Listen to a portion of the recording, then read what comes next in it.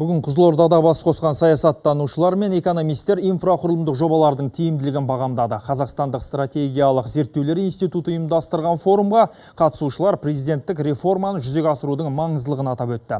Әсіресе өңірлер үшін нұрлы жол бағдарламасының пайдасы орасан деуге болады. Мемлекеттік кешенді шаралар елмен еншілес дамыған аймақтарға айтарлықтай серпін бере бастаған.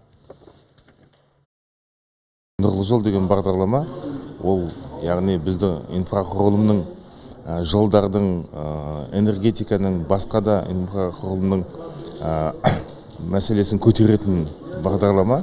Бұл бағдарлама арқылы Қазақстандағы жұмыссыздықпен күресу, жаңа жұмыс орнын ашу, Қазақстандағы экономиканың әртараптандыру процесін жүзеге асыра.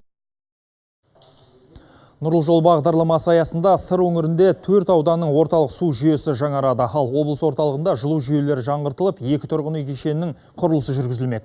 Бұл жұмыстар инфрақұрылымдық реформалардың аясында жүзеге асады. Тағы бір айта кетерлігі, соңғы 3 жылда өңірдегі өндіріс ауқымы 3 есеге артып, жаңадан 17 жоба іске қосылған.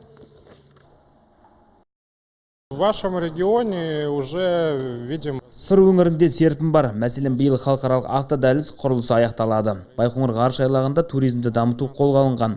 Осындай аймақ жетістіктері өте көп. Біз сарапшы ретінде айтулы бастамалардың болашағын бағамдап, оң баға беріп отырмыз.